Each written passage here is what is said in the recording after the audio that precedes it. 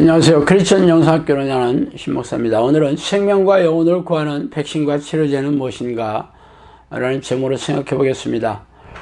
지금 온 세계는 코로나 바이러스로 인해 초토화되고 있습니다.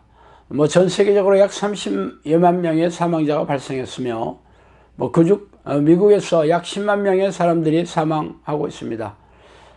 확진자 수는 차츰 줄어들고 있지만 지금 남미나 아프리카에서는 아주 폭발적인 확진자가 또다시 일어난다고 해요. 코로나 바이러스는 워낙 감염력이 탁월해서 언제 어디서나 확진자가 급증할 수 있으며 지금은 잠잠해도 올 가을이나 내년 봄에 대유행을 한다고 해도 전혀 이상하지가 않다는 게 전문가들의 전언입니다. 말하자면 전 세계의 모든 사람들이 코로나의 공포에 사로잡혀 두려움과 불안에 떨면서 살아가야 한다는 얘기가 아닙니까? 그래서 국가가 전폭적으로 지원하는 그런 제약회사에서 엄청난 거금을 투자해 백신과 치료제 개발에 온 힘을 기울이고 있습니다. 말하자면 온 세계 사람들이 코로나 백신과 치료제 개발에 목숨을 걸고 있다고 해도 과언이 아니에요. 그러나 코로나 바이러스의 백신과 치료제가 개발되어서 더 이상 코로나의 공포에서 벗어난다 하더라도 사람들이 평안하고 행복하게 사는 것은 아닙니다. 삶의 여정에는 수많은 문제들이 도사리고 있으며 각종 불행한 사건 사고가 끊이지 않고 임종을 맞이할 때까지 각종 고질병과 성인병으로 고통스러워하다가 이 땅을 떠나가야 하는 것이 사람들이 마주한 암울한 현실입니다. 그래서 당신이 예수를 믿고 교회에 나오지 않았습니까? 예수님을 믿으면 눈물과 슬픔을 없애주며 평안하고 행복하게 살 수 있다고 하지 않았어요? 그래서 신앙의 연륜이 오래되고 교회의 직분이 묵직한 당신은 그런 삶을 영위하고 계십니까? 교회에서는 예수 그리스도가 지난한 수많은 삶의 문제에 대한 백신이자 치료제이기 때문에 그를 믿으면 평안하고 행복한 삶을 살 수 있다고 장담하고 가르치고 있잖아요. 그런데 아쉽게도 대다수의 크리스천들은 예수님을 모르는 세상 사람과 진배 없이 불행하고 고통스러운 삶을 이어가고 있으니 기가 막힌 일입니다. 그래서 오늘은 그 얘기를 좀 하고 싶어요. 그가 찔림은 우리의 허물 때문이요 그가 상함은 우리의 죄악 때문이라. 그가 징계를 받음으로 우리는 평화를 누리고 그가 채찍에 맞음으로 우리는 나음을 받았도다. 우리는 다 양 같아서 그를 행하여 각기 제 길로 갔거늘 여호와께서는 우리 모두의 죄악을 그에게 담당시키셨도다. 이사야 53장 5, 6절이죠. 수고하고 무거운 짐진 자들아 다 내게로 오라. 내가 너희를 쉬게 하리라. 나는 마음이 온유하고 겸손하니 나의 멍에를 메고 내게 배우라. 그리하면 너희 마음이 쉼을 얻으리니 이는 내 멍에는 쉽고 내 짐은 가벼움이라 하시니라. 마태복음 11장 28절에서 30절입니다. 이 말씀들은 너무 유명한 구절이라 모르는 크리스천들이 없을 것입니다. 예수님이 우리의 죄를 짊어지시고 대신 형벌을 받으심으로 우리가 나음을 받고 평화를 누리며 살게 되었다는 얘기죠.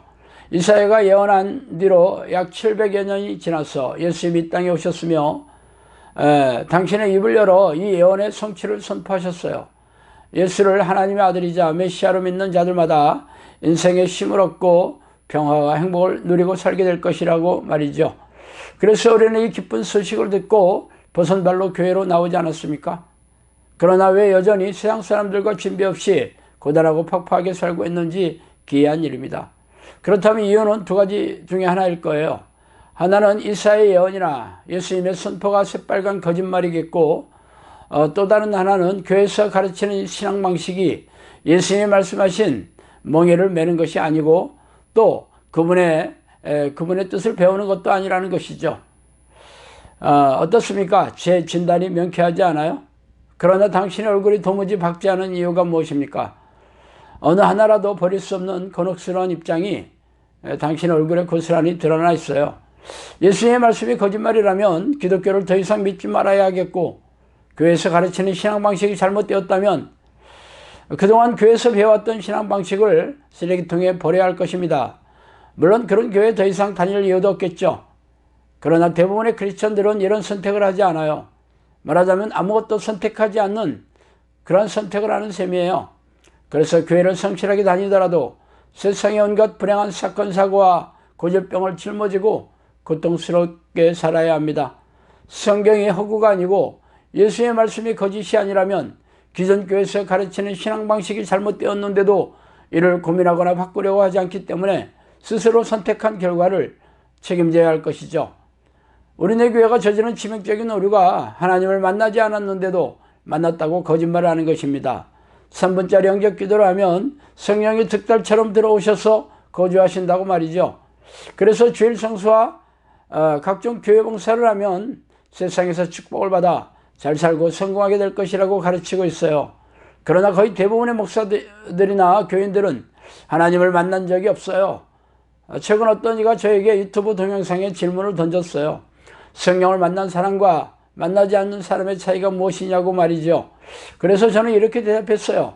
성령이 찾아와서 만난 사람들은 사도행전의 사도들과 제자들처럼 성령의 증거와 변화, 능력과 열매가 있어야 하며 전능하신 하나님의 능력으로 기적과 이적으로 귀신을 쫓아내며 귀신들이 일으킨 정신질환과 고질병을 치유하면서 사탄의 권세에서 사로잡힌 영혼들을 하나님께로 돌려보내는 영혼 구원 사역을 하는 사람들이라고 말이죠.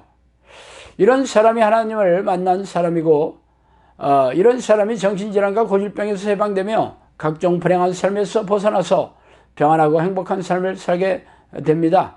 그렇다면 어떻게 하나님을 만나야 하느냐고 묻고 싶지 않아요? 하나님을 만나려면 쉬지 않고 하나님을 부르며 전심으로 성령이 내주하는 기도 습관을 들여야 합니다. 성경은 내 마음을 다하고 온 힘을 다하여서 하나님을 찾고 찾으면 만날 수 있다고 약속하셨어요.